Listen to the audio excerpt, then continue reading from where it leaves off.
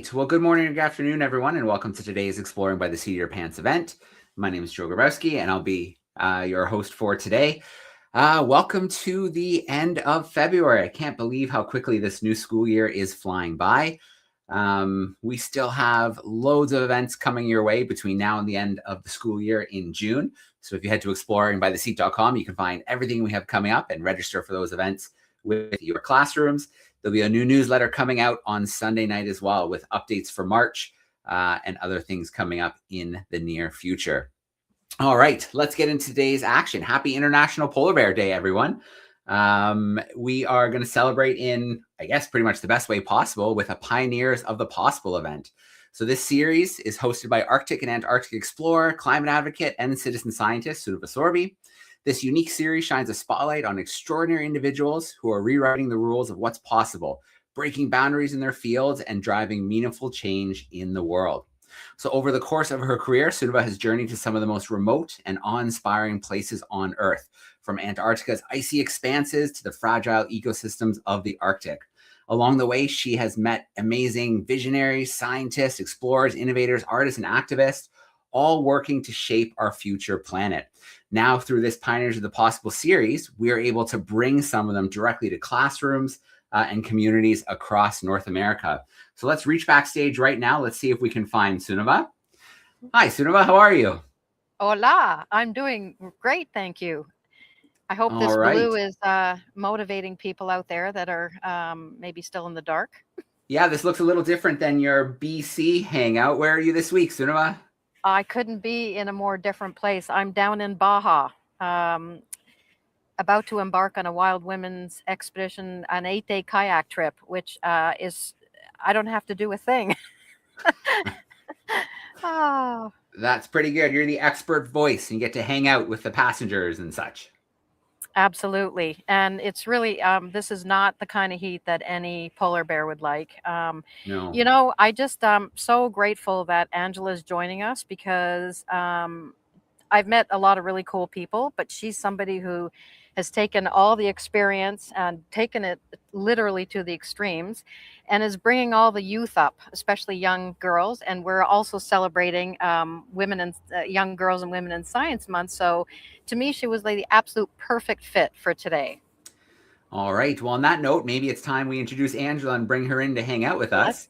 Let's do it. Joining us today is Angela Hawse. She is one of few female IFMGA mountain guides in the world with a career spanning over 3 decades. She was president of the American Mountain Guides Association, and over the past 20 years has trained and examined aspiring guides. She's led over 30 high-altitude mountaineering expeditions to the world's greater ranges and guided remote trips from the Antarctic Peninsula to Arctic Svalbard. So let's grab Angela from backstage. Hey, Angela, how are you? Oh, Angela, do you want to grab the...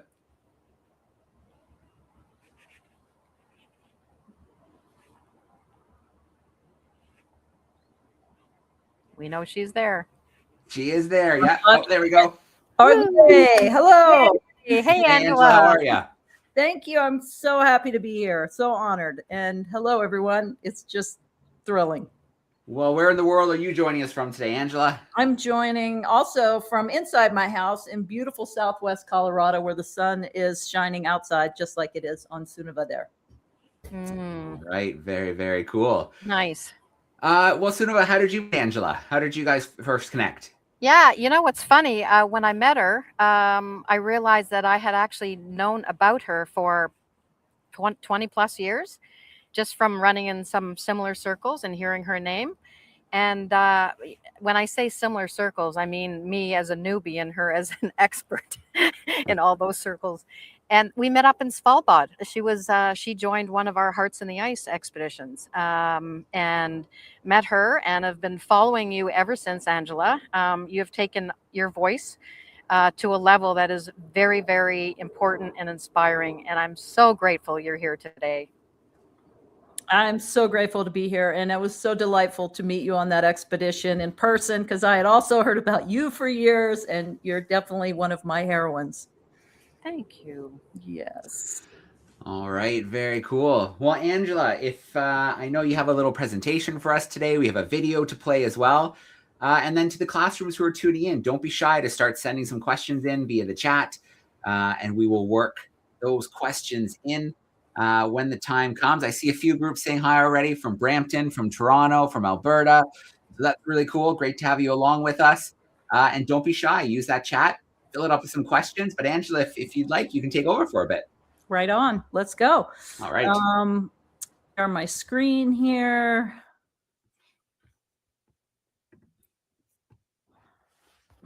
And let me know when I am live. Yeah, I saw it for a second, Angela. You have to pop it up, and then you'll have to talk to the screen. I know it's a little bit strange. There we go. That looks good. Super. All good to go? Looks good, Angela. Okay, I can't see you guys anymore, so I'm just going to roll with my presentation here, and you just chime in if I need to do anything differently. Happy International Polar Bear Day. I am honored to be here, and I am absolutely grateful that I am one of few people in the world that has actually experienced the polar bear in its natural habitat. And it's a real gift to see these iconic vulnerable species that are such indicators of climate change in the world. And I'm going to do a little full circle here, and we're going to start with a little bit about my story. And my story actually somewhat mirrors polar bears. Of course, I can change my job anytime. I can go get a different job. I can teach. I can do whatever I want. But my profession is also at risk, as the polar bears is, with loss of habitat, with the impacts of climate change, because the glaciers are beginning to retreat and disappear, and our seasons are becoming shorter. So mountain guides who work in the high alpine like I do, we're facing some real risks.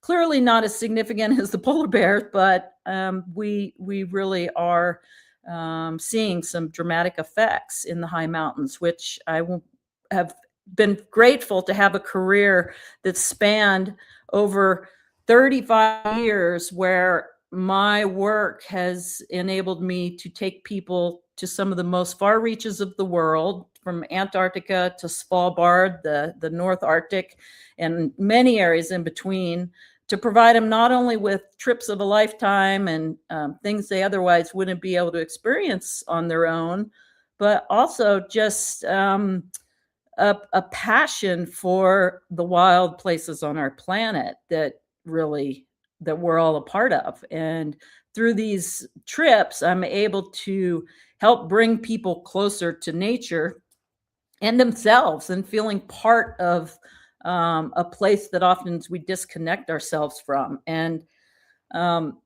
it's pretty interesting, like, that this series is called Explore by the Seat of Your Pants, but I can't explore by the seat of my pants. I have to be extremely calculated and extremely planned out when I take people to these places, because there's a lot of risk involved, and there's a lot of behind the scenes work that I do to make the trip safe and to manage the hazards as we go, which range from rock fall to ice fall to avalanches to people getting sick and all kinds of other things that uncertainty brings. And that's what adventure is. And I have been very fortunate to be in the business of providing people with trips of a lifetime that impact their lives, and they become ambassadors for these places, as Sunaba knows. And it's just a real gift to be able to be in a position to do this. And I work in all different realms of technical guiding, from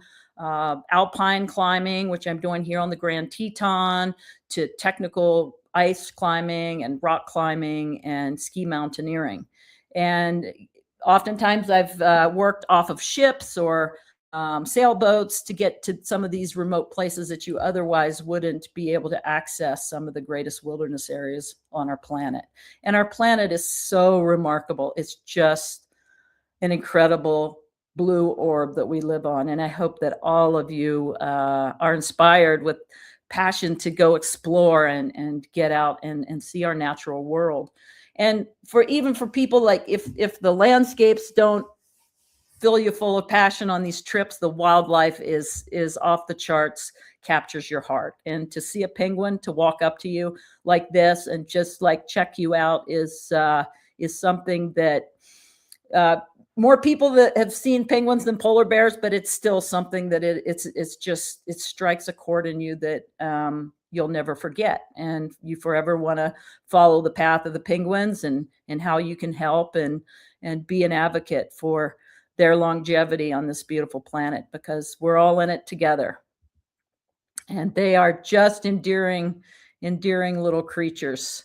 And the other things that you see in these far reaches, especially Antarctica and the Arctic, are just absolutely unique. Here's a young little fur seal, walruses up in the Antarctic, the habitat and understanding how these creatures survive on what looks to us like wilderness, rock, snow, and ice and water is remarkable. And it really teaches us a lot about resilience and diversity and how important it is that we all have a part to play in this world, including each one of you and me in doing the work that I love. Reindeer, these little guys, they were probably a year or two old, came up and just checked us out on Svalbard last year. Sometimes we just have these close encounters that are absolutely remarkable. And this is the fellow we're celebrating today, the fellow and gal that we don't really want to have a close encounter with, but we love to see from a distance, the incredibly iconic and awesome polar bear. And this was a trip in Svalbard last year. That's where I've seen my polar bears. And I'm just going to briefly go through some of my life experience. I started out as a young college student going to Arizona. That was a passionate tree climber as a kid, that ended up at a college that had an outdoor program that we went mountaineering and we went rock climbing and we did all the things that were outdoor related, whitewater kayaking, and we explored canyons, and we went down to Baja where Soneva is right now. And the outdoors was our classroom, and the college's motto is, the education is a journey, not a destination. And I live by that. Education is a journey, not a destination. And that's something that has carried on as a thread throughout my entire life. And I've found so much joy in just being outside and using my body. I was in sports growing up as a kid, and I loved competitive sports. But when I got into these more team-oriented sports where you're actually like looking out for each other and planning things as a team and doing things with a little bit of uncertainty, really changed my perspective on movement and being an athlete in the outdoors and just moving over terrain like we're kind of designed to do. And I was very fortunate to fall into a group of friends that we were able to get out and just do a whole bunch of different adventures and really push ourselves rock climbing and doing things that, were cutting edge for us. And certainly we had a lot of inspirational people that were doing things that were much harder than us. But I think we all stuck true to our passion that, it's all a journey. There's no destination. Getting to the top isn't always the goal. It's just how you manage each step in the middle of the way.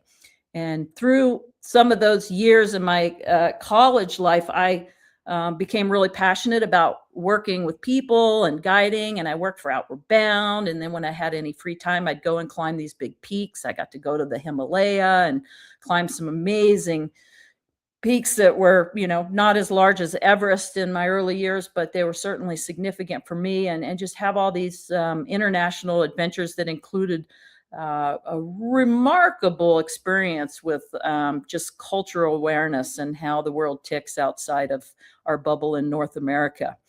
I became really passionate about skiing. I never grew up as a skier as a kid. I didn't have that privilege, but as I got into more outdoor sports, skiing was opened up to me, and I just fell in love with ski mountaineering because it's a lot more fun to walk down a mountain or to ski down a mountain that you climb rather than to walk down it. And so why not find more joy in that? Always looking for ways that I can just find more enjoyment about everything I do. And sometimes that's just stopping and looking around and smelling the flowers and taking deep breaths in the fresh air and And that's always enough.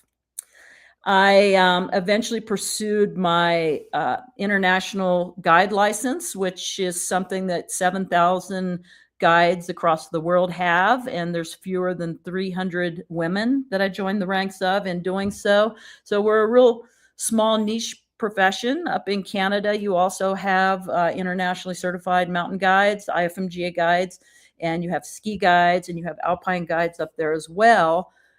In Europe, you have to be a certified ski guide or you have to be an internationally certified mountain guide to work in the profession. It's just like a license a doctor or a lawyer would have. But in North America, it's still an emerging profession, which I'm happy to be kind of on the cutting edge of. I've spent the past 20 years, as Joe said, training and examining guides and training them to be at the top of the international standard in the activities they're pursuing in order to manage risk and provide clients with exceptional experiences wherever they take them. And that's been a true joy. And this picture is representative of kind of the ratio of women that we see in our program. Here we have 1 woman and 3 men, and it's been a male-dominated profession for a long, long time, and that's starting to change, but slowly. But really, there's not a lot of female role models out there. You know, the media portrays more of these sports as kind of male-oriented, male-dominated, and finally, we're starting to see some of that change across the media. But it is a profession that, you know, a lot of women are starting to pursue. And working with women is something that I just love, and it's been a passion of mine for 25 years. And I've had the opportunity to do a number of programs for women. This is a Chicks Rock clinic, and it emerged from ice climbing clinics that we used to do called Chicks with Picks here in Colorado. And eventually we went to international locations, but the ability to get a group of women together to do something that's beyond what they thought possible with a group of like-minded gals that are supportive. And it's not bashing the men at all. It's just a different space. When you're with a group of women, you have like this, just, you feel more empowered. You feel more capable because everyone's cheering you on, and you do things you never thought possible. And it just elevates you to new places. And, you know, the goal isn't to necessarily segregate women and men and others. The goal is to just like create a space where we can thrive and learn to do our best in a supportive atmosphere. And ice climbing has been one of those things that we've done for years with all women's clinics. And it's really nice to see that it's growing now beyond the ice, and we're seeing more women's rock climbing clinics, and these are all over the world now. It's starting to be a real emerging opportunity for women to take some of these activities on their own, and it's been a real rewarding part of my life. From some of those adventures, I had some more of the skilled gals wanted to do something bigger. They wanted to do a trip together, so I put together an expedition to this peak in the background that's called AMGA Lifetime, which is 23,000 feet high in the Himalaya region, in the Everest region. And we climbed this beautiful, striking ridge that's the sun shadow line on the right here, all the way to the summit, unsupported, meaning we carried our own loads, we set our own camps, which is relatively uncommon in the Himalaya. And in the process of doing so and planning to do so, we raised money for a nonprofit foundation that builds safe houses for young girls in the Himalaya. And we raised over $35,000 to help them build new schools, which was absolutely another fulfilling part of the mission. But it just, it just shows that when you stick together, when you have a common goal, oftentimes that can move mountains, and it can take you to places that you perhaps as an individual never thought possible. And that's one of the beauties of these team sports in the mountains, is that it's very oriented on the goal for the team, not an individual achievement. And oftentimes not everybody makes it to the top, but success by any individual is a reflection of the entire team's effort. And this is a group of gals I took to Mount Elbrus in Russia a long time ago. And we also continued to raise money for that same organization. And as a result of this trip, we summited Everest and raised another $15,000 for the Z Foundation to continue their work in the Himalaya. And I've had the opportunity to work with young women in Nepal, training them to be trekking guides and leaders in their communities, which was an absolutely awesome, fulfilling experience to do this in a different country. I've been on an Everest expedition with this group of guys, and I love doing things with guys too. It's just absolutely different. This particular trip, the focus was to get the fellow on the right with the blue hat, his name's Tom Whitaker, to the summit of Mount Everest, this is Mount Everest in the background with the big flag cloud. And Tom is a below the knee amputee. He lost his leg in a head-on collision with a drunk driver many years ago, and he always aspired to climb Mount Everest. And so he took myself and a couple of colleagues who had alpine experience, and we helped Tom get to the summit of Mount Everest over about a 60-day period from the time we reached Nepal to the time we left Nepal. And he made the first disabled ascent of Mount Everest. And I am incredibly proud to have been a part of that. This is me and the big red hood in the foreground there, and that's the summit of Mount Everest in the background. And you can see the big flume of wind. It was extreme wind that day. And on my particular summit bid, I wasn't able to get to the summit. And this is the South Summit, which is plenty high enough for me. I think it's 500 feet higher than K2, which is the second highest mountain in the world. And I was just thrilled that 2 days later, Tom Whitaker made the first disabled ascent of Mount Everest. And it was absolutely just a proud effort. One of the things that I did as a part of this trip on Everest was I raised enough money to remove discarded oxygen bottles off of the mountain. And there's a lot of garbage on Everest. A lot of people, it gets a lot of publicity. And one of the reasons is a lot of time it's a life or death decision to get off the mountain, and you can't always take everything with you when you go down. So expeditions over time have raised money and paid Sherpa to carry down some of the trash and oxygen bottles off the mountain. And I was really proud to be able to contribute in that way also on our trip. Throughout my career as a mountain guide, I've witnessed tremendous change in the mountains, and it weighs heavily on me. And I felt like Sunniva of a responsibility to do something about it with my experience, with my voice, and being able to share my stories. And I think it's a story that has really yet to be told. The story that what mountain guides are experiencing in the high mountains. You can see the glacier here in the background. This is in the Swiss Alps. Glaciers all over the world are in a heavy state of decline, and it's heavy duty. It weighs heavily on many of our hearts. It should weigh heavily on all of our hearts. And it's a real crisis at the rate of which these things are degrading. And from my perspective, not only is that we all need glaciers to survive for longevity on our beautiful planet. The risk to my profession, the risk to people that are out in the mountains, the scientists, explorers, it's increasing. And it becomes harder to manage, and the margins are getting much tighter. I've watched glaciers like this up in the North Cascades crumble over time, where this was just once just a flat expanse of ice that you could just walk right across.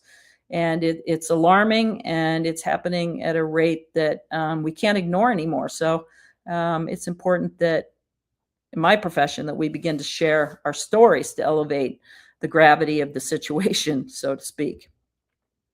And it's happening at alarming rates in the Arctic, in places that are surrounded by the ocean, which absorbs a lot of water. Some of the rate of change, and the temperature increases are happening as much as 7 times faster in places like on Arctic Svalbard.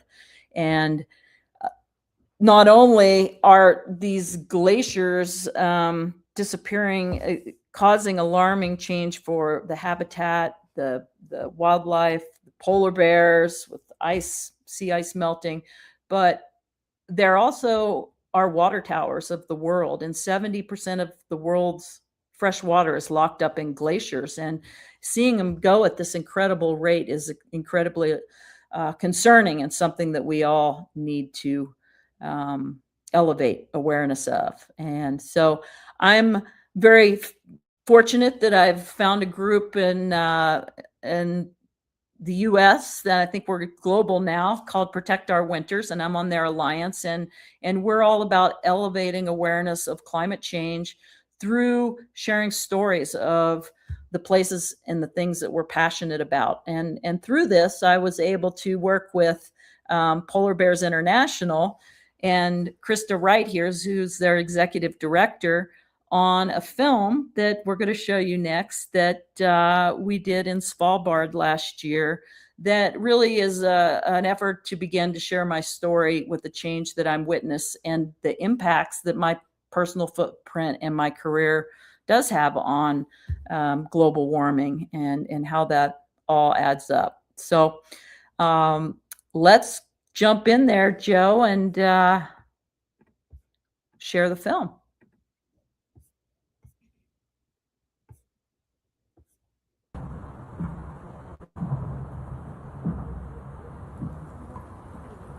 A barometer is something that measures changes in atmospheric pressure.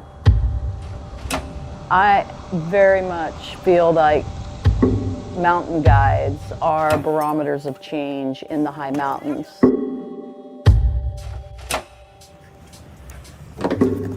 My name is Angela Hawse.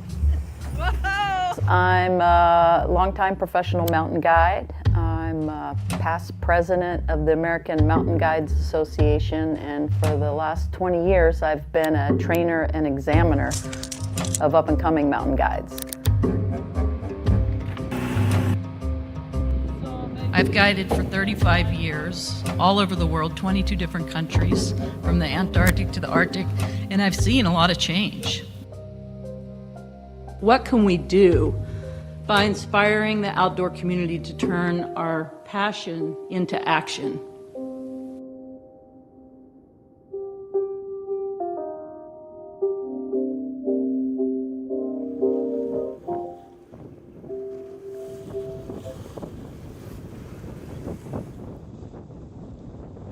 One of my passions is sharing the places that I love with curious and adventurous clients. I've brought a group of 4 guests to one of the most remarkable Arctic wilderness places on the planet. The feeling that I get going to shore on Svalbard, stepping off a sailboat onto sea ice, seeing polar bear tracks, it transports us back to feeling like a kid again, and that sense of wonder that nothing else than the natural world can deliver. And lo and behold, there's a polar bear. On our very first day, we're getting off for our very first skin. Day 1, we just barely put our skins on, and here we look up and there's a polar bear that is maybe like 500 yards away from us right now, and she is a beauty. How spectacular. What a gift.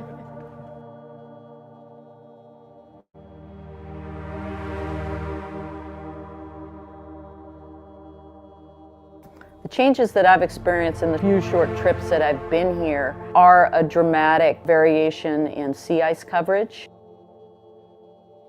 The largest conservation threat to polar bears is the loss of their Arctic sea ice home. And so a big part of conserving polar bears is actually educating people about the Arctic sea ice and the changes that we're seeing. So when we have open water, we have more of Earth's energy being absorbed into this big body of water rather than reflecting that energy back into the atmosphere. Y'all ready? There are a lot of parallels between what guides are seeing They've lost so much mass. and what scientists are seeing. A lot of times we land on the sea ice and we put our skis on and we ski across the sea ice to get to shore to ski and climb an objective. Come on over. But a lot of times that's becoming much more tenuous and dangerous with the warming temperatures. Get us a little closer. Polar bears are not the only ones connected to the sea ice. We all are connected to the sea ice, and it really has impacts way beyond the Arctic.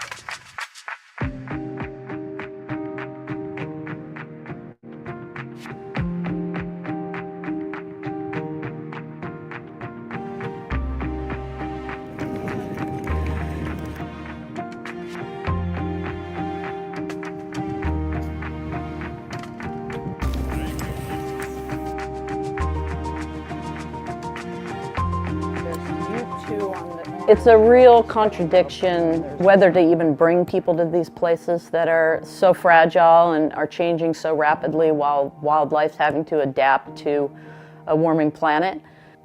Taking someone to these places, it can be a catalyst for change and motivation in their lives. That passion inspires action, can really make a difference. The sea ice and the Arctic is the Earth's refrigerator, and it impacts our global climate system. This is what creates a stable environment wherever we live. My role as a mountain guide and being an advocate for positive change is imperfect. And I'm a practitioner of imperfect advocacy. People getting the word of what they can do. What can people do to make a difference? I think financial activism is one of the greatest tools that consumers and tourists have, that we can choose where we bank, we can choose where we invest, we can choose going with sustainable outfitters, but it's just how do we get the word out, who those are, and how we direct those efforts. Thank you.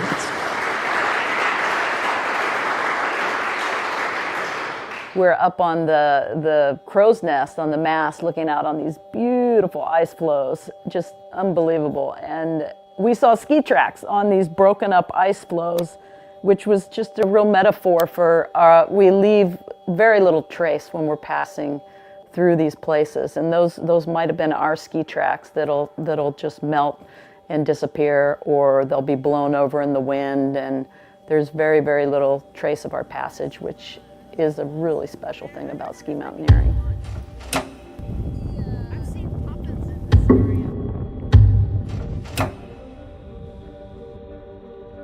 Mountain guides have an important story in climate change.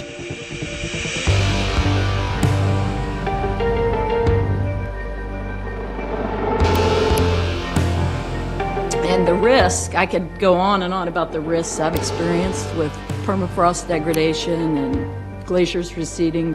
It's extreme. And it's happening faster.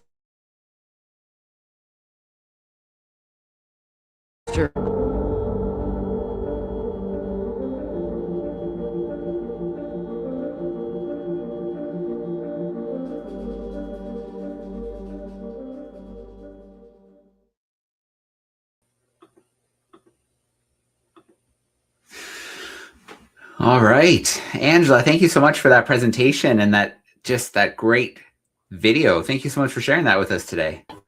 I'm honored to share. That was amazing. Thank you so much. So I want to open things up to questions from the classrooms tuning in. So don't be shy. Use the chat sidebar to send in some questions. But as we're waiting for the first questions to come in, Sunniva, you spent the better part of 2 years in Bumsaboo, in the trapper's cabin in Svalbard.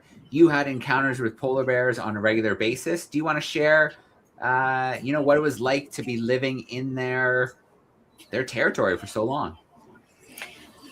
Absolutely. I definitely felt like a visitor, despite the fact that it felt like an eternity being up there for 19 months, 6 of those in complete darkness, with Hilde and our little Etera, who's probably not so little anymore. But it is an experience that is still very difficult after all these years for me to actually articulate.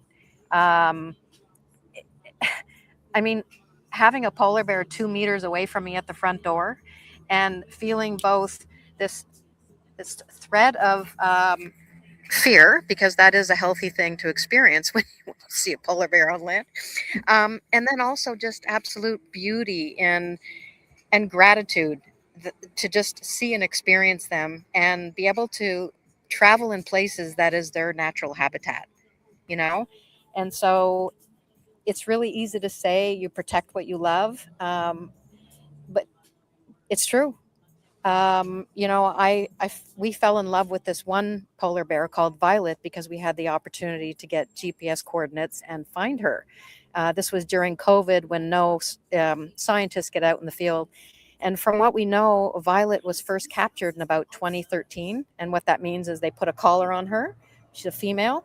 And they estimate her to be about 22 years old now. And that is very old for a polar bear.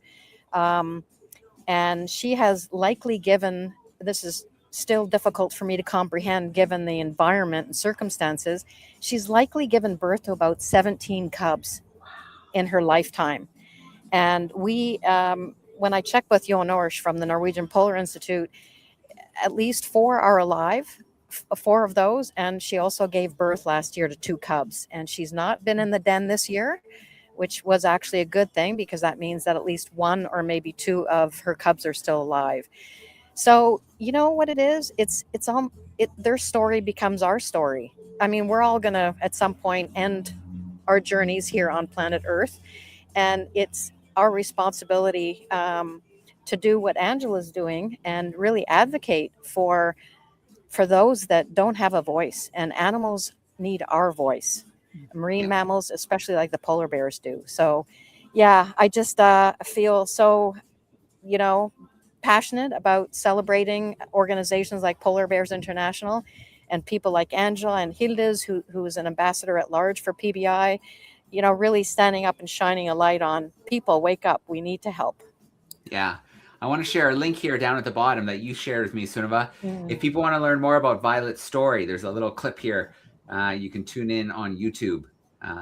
So I'll leave that up there for a little bit longer. If you want to screenshot that, it's going to be recorded, so you can go back in time as well and check it out. Follow this link and learn more about Violet's story right there. Very cool. Okay, well, let's get into the Q&A because we do have questions starting to come in via the chat. So first, where we want to start here, Hashim is joining us and would like to know about the size of polar bears. So how big can they actually get? That is a really good question. The male polar bears are much larger than the female polar bears, which an interesting fact is their necks are so large that they can't radio collar them because the size of their necks, the collar just falls right off. So the only polar bears that they can radio collar are the females, which is pretty interesting. Boy, Sunniva, do you have any facts there? Details about the size? I know that the largest can weigh anywhere between 300 and 800 kilos. I think I've only seen one that's 750 kilos in volume, which is 1,500 pounds. Yeah. Size of a small Volkswagen. Mm-hmm. Yeah. Small. Absolutely. Very large. Yeah, very cool. I'm really happy that I didn't see one as close as Sunniva did because I was able to get right back on the ship as soon as we saw one and view from the safety of the deck. And I was still scared. Yeah. A friend of mine had a close encounter. He was on an expedition and he woke up to one coming through the top of his tent. So it up and pushed right down on top in the tent. I think the bear was just surprised as he was at what they found. So close encounters do happen with humans and polar bears. So we've got Castlebrook joining us. I believe. Well, imagine if you're got a few questions coming in here for us. and they're curious about other animals you've encountered in either the Arctic or the Antarctic. They're wondering about some of the rarest wildlife you've seen in either of those polar regions. Well, that's a good question. Some of like I've seen orca whales down in Antarctica, which is not that rare, but it's not as common as some of the other whale species that you'll get down there. I did see an emperor penguin once on the Antarctic Peninsula that was all by itself, which was completely out of place. It should have been more on mainland Antarctica, but it was a young emperor penguin finding its way around, or maybe just having an adventure on his own. Those are some of the rarest wildlife I've seen down there. The diversity of wildlife in the Arctic it's pretty small. There's not a whole lot of species farther north. You have the Arctic fox, which is commonly seen up in Svalbard. You have reindeer, which are very common. And then mostly you have seabirds, but you don't have a lot of diversity in the larger wildlife like you do in other parts. How about you, Sunava? Yeah, same. Down in the Antarctic, seeing an emperor penguin when I was kayaking, actually, which was rare because they're only below the Arctic Circle and considered one of the true Antarctic species. That was amazing.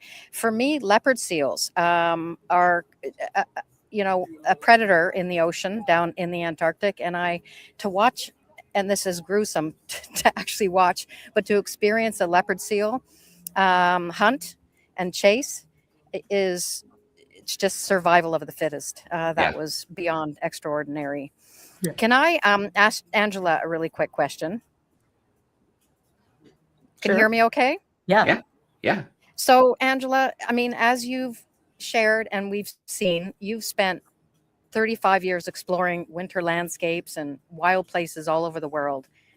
And when you return to a place like the Arctic that you just did this last year, and you carry both the memory of your experience from that place and the reality of what you know it to represent, like the time that you're there, what stands out for you the most about what's changed? And how does that long view perspective that you have shaped your travel choices and your sense of responsibility today? Yeah, that's heavy. That's a heavy question. Well, it's a big one because we're all, Joe, we're all part of the Explorers Club. We all travel for a living. Yeah. And, if we can share something with the youth watching and the adults, I would love to hear your perspective because you have such deep experience in advocacy, exploration, the teaching aspect. And I think what a better voice to just share a little. Great. It's a great question. It's an important question, like you say. I think for me, what stands out is the uncertainty and the things are less predictable than they used to be. So it really requires thinking on my feet a lot. And that often is a result of warmer temperatures. And that being around sea ice, when you have sea ice and it's starting to break up, that is certainly all hands on deck with any changes that are happening. But what I'm doing in terms of my personal habits that have changed are I'm traveling less. I have an electric vehicle. I'm trying to drive more when anywhere in North America. I'm consolidating trips. So rather than doing one trip up to Svalbard, I'll make sure that I stay and do 2 or 3. If I go to Europe, rather than like flying back and forth, I'll make sure that I'm combining different things. I schedule way more in advance than I used to, so I'm not flying as much. So I'm reducing my carbon footprint in that regard. And then the other things that I'm doing, I'm always looking for places to stay that have a green rating. Like hotels are one of the worst carbon emitters, and I don't think that's a well-known fact. So I'm always looking for well-rated green hotels or accommodations to stay in, and then I take public transportation at every opportunity that I have. And those are some of the things that I'm doing aside from trying to elevate my voice more and really talk more about some of these things that used to be, they're all uncomfortable to talk about. But with my clients, I make sure that I talk about the reality of the situation and I get them on board, and I try to influence their future choices in terms of giving and creating ambassadors for organizations like Polar Bears International is something that I push a lot more than I used to. Thank you. I know that it's Giving Day for International Polar Bear Day, and so I think they're getting all the donations matched, which is a great thing. But sorry, another small question for you, and it has to do with civic engagement, because policy is what's going to drive change. But what would you encourage the youth to do as it relates to protecting the habitat for the polar bears and the polar bears, which eventually will save us? Yeah, great question. I would encourage you all to just start to build your curiosity, develop your wonder and awe for just being outside. Get outside as much as you can. It's the best thing you can do for your health, for your communities, for your everything. Just go get outside and enjoy nature. Fall in love with it. Find a passion, that something you love to do outside. Smelling the flowers, going for a walk, whatever it is. And when you start really paying attention to how small we are in the whole scheme of things and how interconnected we are, it makes you really pay attention to your choices and what you do and how you speak and who you speak to and getting involved. There's always opportunities in any town to get involved with your local town council, to go and listen to a meeting, pay attention to some of the issues that are up in front, and have a voice. Your town councils always want to hear from you. It's an open invitation. And once you start learning how these decisions are made and how governance works and how decisions are made, you understand how you can have an impact in this regard. Here in the US, things are a disaster right now. And I just want to apologize for everybody on the call for our disaster of world crisis right now that we put us in. I call my senators regularly. If there is any issue that I feel strongly about, I get on the phone. Those are all well publicized numbers, and I can call my senator and let them know my voice. And that stuff matters. Writing letters and calling, it matters. But showing up in person locally, that local community engagement is the way that we're going to change the world. Yeah, thank you, Angela. And continuing with the youth, I do have a question here about some of the activities like trekking, like guiding, like climbing. You know, how can young people start to get involved in some of those outdoor activities? What advice would you have for them to find organizations or other people, things like that? Yeah, like in the US, I started out as a Girl Scout, Girl Scouts, Boy Scouts, any type of YMCA. A lot of times, I'm not familiar with like how things work in Canada, so maybe some of us can speak a little bit more to the specifics, but there's a lot of organizations, especially summer camps when you're not in school, that you can go and have an adventure, even if it's a day trip, just getting out. And you sometimes have to shop around, but there's a lot of things that are really not that expensive that are sponsored by communities or states or regions that have like rock climbing or swimming or anything that gets you out into the outdoors. And I think in the summer, those are the best times to start to do some of these activities. And then other activities are a lot of our alpine clubs certainly are starting to try to do more offerings and scholarships for young people. And that's, when you get out of school, when you're maybe at 18 or 20, that you can look for these opportunities where there's scholarships available, or there's trainings, there's like programs that you can join the Alpine Club and you can go up to a hut and you can get some training on glacier travel and crevasse rescue and all these types of things. So these are some ways, certainly like rock climbing gyms are a great way if you live in the dark in the winter to just go to the gym and meet people that are doing the same thing, and you just develop these little pods of people that you begin to trust and do things with, that you can plan to do other things with into the future. All right, awesome, Angela. That's some great advice. I think there's definitely some students here in the chat who want to get out to explore. And you made it look pretty cool. Some of those places, exploring those places, the beauty of those places, the views. But you got to start somewhere. And that's, meeting some people, training, learning the proper techniques and things like that before you can move on to bigger and bigger challenges. And if your parents have the resources, hire a guide.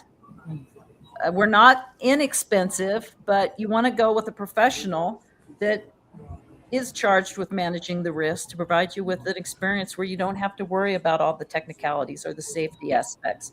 And we're all over the place. So hire a guide and go with a professional. All right. A couple more questions here in the chat. Angela, how many times have you guided to Mount Everest? And then the question follows up with summiting Everest. How many times have you done that? That's a great question. That always comes up. And I've only been on Mount Everest one time, and that was enough, because for me, it wasn't about the summit. It was about the process of getting there. And everything that I did along the way proved to me that should I have the opportunity to climb to the summit, I would have no problem. And it was only 250 more feet to the summit. So I'm not going to go back and do all of that to go 250 feet higher just to say that I climbed to the summit of Mount Everest, when I could go somewhere else in the world and climb a mountain that I've never been on. And so for me, that joy of seeing different places, that's the way that my lens sees the world. But a lot of my friends have climbed Everest many, many times, and they go back and they guide Mount Everest and they love it. They're absolutely passionate about it. But for me, my calling is to see the world. So both of you have had the privilege of visiting some of the most beautiful and fragile places on the planet, our northern and southern polar regions. And so this question here from a classroom in Alberta is, what have you seen change in your time visiting, from some of your first visits to more recent visits? What are you seeing on the ground? Sunniva, you want to speak to that first? Sure. And I'll, if you return to the same place, one thing you typically do when you travel is take pictures. So one thing could be a memory of a place that has been altered just through it's melted, or part of the landscape is actually physically changed. But the change that I've experienced hasn't been so much visual as it has been surrounding myself with people who have been studying the change. The people who are the scientists, the ones like Angela who have gone to the same places time and time again, who really have an emotional imprint of that change. And, when you spend enough time with these scientists and people who have, traveled to these places time and time again, you come away with an awareness that you're not seeing the same thing anymore, and we never will. The changes that we're experiencing are pretty permanent. And so I'm reminded that witnessing is not the same thing as accepting it, And when you accept that these places have changed, and this redistribution of wildlife, which I've seen down in the Antarctic with the gentoos and the chin straps, higher populations of gentoos, and they're breeding further north, or further south, I should say. So what I would like to say is that the Arctic doesn't really need more science or admiration, although we need science always. It needs protection, and protection comes through policy. And I think the invitation for all of us is to care deeply, stay informed, support organizations that are doing the heavy lifting and the policy work. Like Angela said, call on your elected officials, and then vote with climate in mind. And that means where you spend your money and how you spend your time. Because I think of people like Dr. Jane Goodall, bless her heart, who's no longer with us, who made the choice to travel 300 days in our 65-day calendar year. She did that because her voice was something that she felt was going to be a real impactful way to engage and inspire the population around there. And so just like we're all doing, we're using our voices, but we need more of them at the table. And especially our youth. So the changes are real. and they're heavy. And we all have a role to play and a responsibility in that, and it's never too late. Some of the changes that I'm seeing often comes through a lens of risk, because, as some of us said, a lot of these places I go to, I've gone to again and again, and the loss of glaciation is causing the risk to me as a mountaineer is like, it's pretty small because I can avoid it. I can go somewhere else. I can choose to not accept it, but it's making my margins becoming much narrower, and my places that I can go and work fewer and far between at the rate that it's happening. In addition to like challenges navigating moraines and glacial recession, what I'm experiencing around the world is an increase in permafrost degradation, which I think is the most alarming thing that we should all have on our radars. And that is the ice is literally the glue that holds mountains together above a certain elevation and above a certain latitude. And with the global increase in temperatures, what we're seeing is mountains are literally starting to fall apart.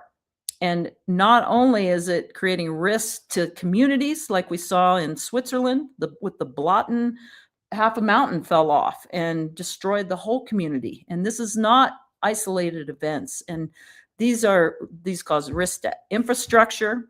Certainly all over the Alps, there's all kinds of like lifts and hotels and trams and huts all over the mountains that are going to be a real concern with the loss and viability of stability in the mountains. We always have thought mountains are stable, like mountains are the rock. But not only do they present risk, that ice that's locked up in the mountains is also a water source that we need to take care of. And where I live in Southwest Colorado, we don't have glaciers anymore, but our water source comes from permafrost. So permafrost for me is the big red flag. All right. Well, we are at that time. I can't think of a better way to have spent some time on International Polar Bear Day than spending some time with you, Sunniva, and you, Angela.